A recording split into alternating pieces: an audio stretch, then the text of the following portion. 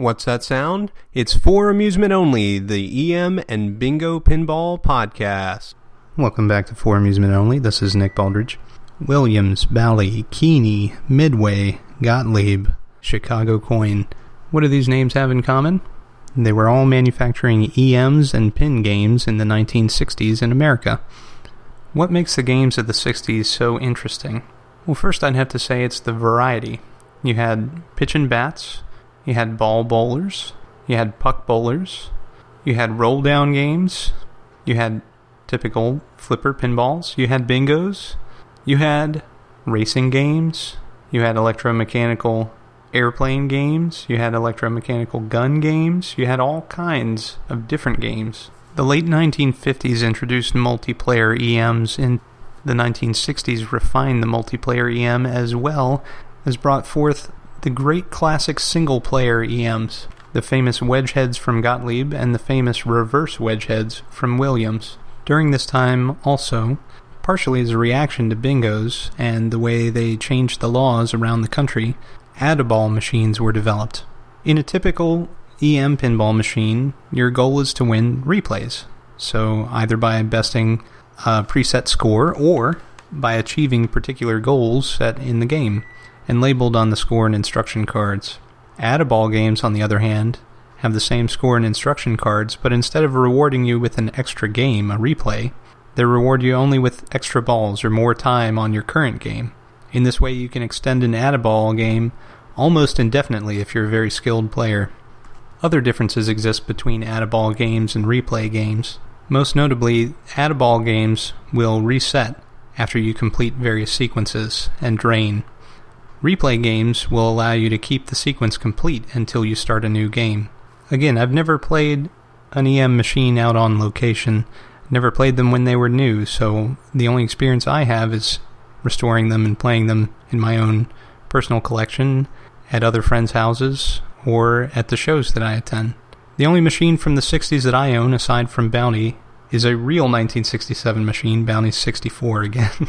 A real 1967 machine named Twinkie from Chicago Coin. Twinkie is an add-a-ball game, so in it you don't win replays, but you win extra balls. It's brutally difficult. Typical for the 60s, it used 2-inch flippers instead of 3-inch flippers, which became standard in the 1970s. The 2-inch flippers, coupled with a lack of in-lanes, which are actually drains, wide open out-lanes, and a wide open center, make for a very drain-heavy game. It's very difficult. In the early 1960s, two-player EMs were common fare. As the 60s progressed, the companies decided that more and more should be able to compete, and so they started making 4-player EMs. Fixing a single-player EM versus a 2-player EM versus a 4-player EM is essentially the same task, there's just more pieces. Each of the score reels must be disassembled and cleaned, reassembled, checked for function, and then put back in the machine. Flippers must be rebuilt just as on a modern game, targets adjusted, switches checked, relays tweaked, lamp sockets fixed or replaced, all as is typical even with the most modern of machines. Where these differ is in how they score from the modern machines. Modern machines are computer controlled. They essentially have the same kind of brain that your desktop computer may have. That computer is wired to a series of circuits that allow it to drive the coils via the computer. In these games from the 60s, 70s, any electromechanical game, the coils are driven as reactions to switch presses. The scoring happens due to the rotation of the score motor. The score motor is triggered to start moving based on reaction to the switch presses. So switches are all important. During the 1960s, there was also a move away from the wood rails that had been common up to this point, and to metal side rails, which prevented damage or theft from vandals. The artwork over the decade saw a massive shift from the cartoonish to the pointy people by the end of the decade. At the beginning of the decade, the only machines with automatic ball loaders were bingos. By the end of the decade, it was a standard feature. Towards the beginning, the way that you would feed your ball into play was with what they call a spoon, a second plunger that sat underneath of the main plunger, which when pushed in would actuate a little lever and push the ball up into the shooter lane. Automatic ball feed was a step up and a step back. It was a step up because now games could last much longer. It was a step back because if a child or someone who didn't really care for pinball started a game, it was harder to shoot all the balls quickly and get to your turn. 60s machines are also characterized by backglass animations, which are some of my favorite things to see in an EM pinball. One example is the monkey that rings the bell every 100 points in Central Park, made by Gottlieb. As far as toys, zipper flippers came into play during the 1960s. These were standard 2-inch flippers that, when a particular target was hit, or when a certain button was pressed, would slide together to close off the center drain on any given machine. I've only played a few of these machines, and it's pretty fun to be able to get them. Bally actually produced the last zipper flipper machine, which was Medusa, in the early 80s. The combination of Roy Parker and Wayne Nyans and Gottlieb from this period rivaled that of the 1950s for innovation and beauty. Gottlieb's artwork during this period was phenomenal, and the gameplay was mostly pretty solid. They were selling so many games during this period that they ended up having to recycle designs in order to keep up with the demand. They would commission new artwork and put a game out with the same exact playfield layout as a previous game. There were even throwbacks to 1950s designs. Now let's talk tech. Each manufacturer handled playfield, setup, and lockdown differently during this period. Gottlieb by far had it the best.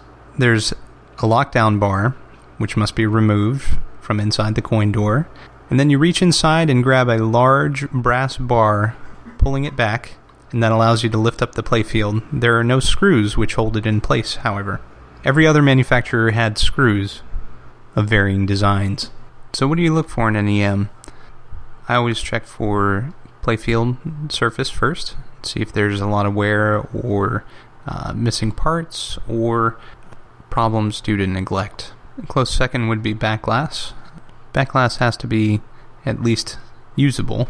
You have to kind of know what's going on. And then a third would be the cabinet artwork. Now, the cabinet artwork on most of the machines from this era are pretty easy to restore, except for bingos, which are very complex stencils. The stencils for these machines are typically pretty easy. The most difficult thing is whether it used spatter or webbing. Webbing is pretty difficult to replicate, and spatter is relatively simple. Both can be done, but they require practice and technique. The stencils on a normal flipper game are usually 2 to 3 different colors, and the design is usually repeated on the opposite side, so it's fairly simple to repaint one of these. Machines from this era are very popular, and therefore the parts are mostly readily available. There are a few exceptions. Williams on some of the reverse wedge heads used metal flipper bats, and those are completely unobtainable.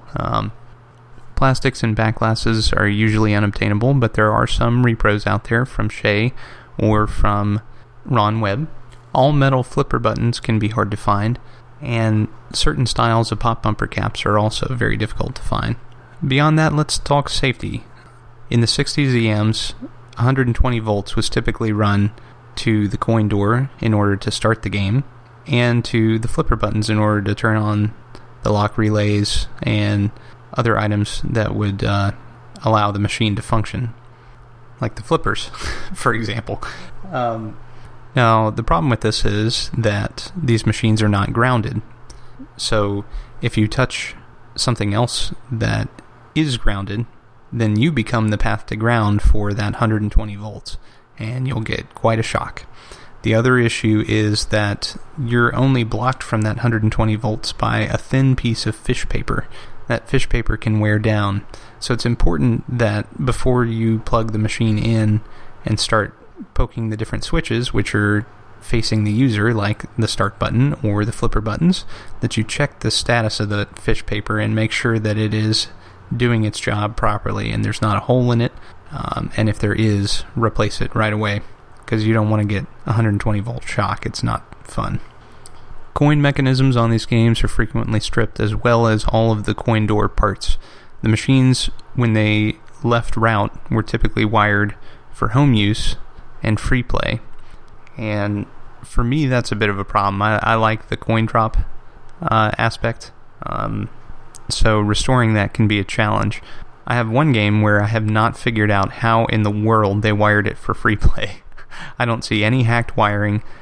They did a very clean and careful job with however they did it. I've checked all the relays that control startup and don't see anything hacked in, but that's a 70s game, so we'll get there one day. So while we're talking tech, let's talk a little bit about steppers.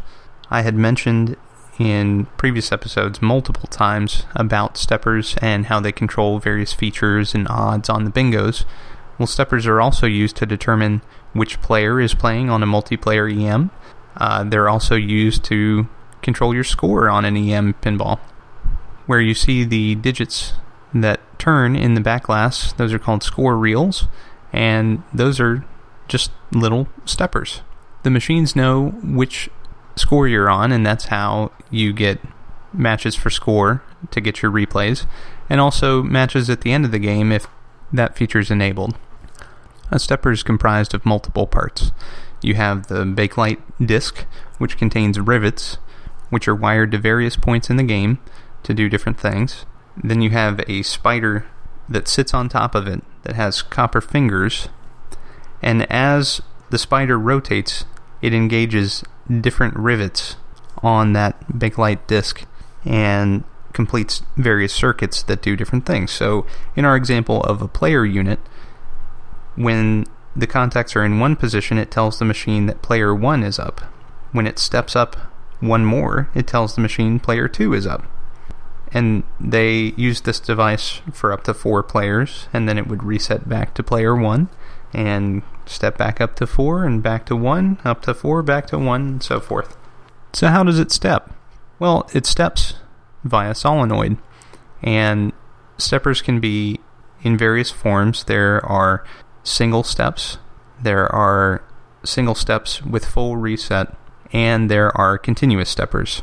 So in some of my bingo episodes, I mentioned about the various types and how they work in the bingo machines, but I'm just going to go over in general how these units work. So for a single step unit, it will step up and step down one at a time via solenoid. For a unit that resets fully, it'll step up one at a time, and then when the reset is engaged, it will return the spider to its original default position. Certain steppers in the bingos work this way, such as the ones that keep track of what your odds are for various colors, as well as the ones that keep track of the replays that you've earned in the various colors. Then you have a continuous stepper. Something like a coin unit would have a continuous stepper, where it's just counting the number of coins over and over and over and over again, and it uses that to feed some feature. In the example I gave a couple episodes ago, my double up machine has a continuous stepper that monitors the number of coins that go in to engage that diverter that allows it to send some quarters to the side cash box and some to the main cash box. So what do you do if you encounter a gummy stepper or a stepper that doesn't work at all? Well, first of all, you'll have to disassemble it. And the first time you do it, it's going to be a little daunting, just like looking in your first EM or your first bingo. But once you do one, you'll realize that they're all pretty much the same, and they're all fairly simple devices. First things first, you need to mark your stepper in its default reset position, or the last position that it's able to reach at this point. Make sure that you mark with a Sharpie on the spider itself, as well as on the bakelite disc. It won't hurt the bakelite, just make sure that you don't mark on a rivet. To take it apart, you're usually going to have to loosen the spider from the spider's side of the bakelite disc and remove it. From the other side of the bakelite disc, there will be a gear and a spring, and the spring holds the tension of the gear as the stepper steps. You'll need to loosen the spring, counting the number of turns, taking that off, and then you'll be able to remove the gear. Now, you may have to remove the solenoids and other switches and various other hardware that may be in front of it. But once you do so, you're able to clean the whole thing. Cleaning it's a matter of taking a green Scotch-Brite pad and scrubbing the contacts.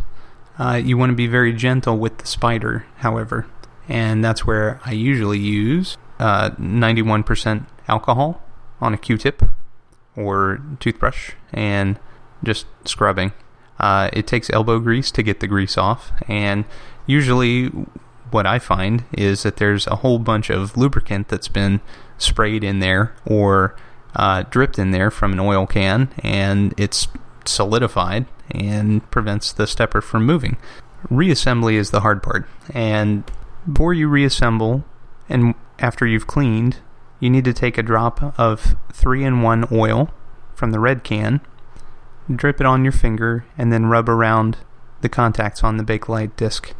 This provides a little bit of lubricant to prevent the wear down of the stepper, spider, and the rivets on the stepper disc. This is where taking pictures while you disassemble will help you. You have to reassemble it in the opposite order that you took it apart, and there's really no shortcut to this. Only you were able to count the number of turns on that spring's tension arm, and if you miscount, then the stepper's going to behave erratically.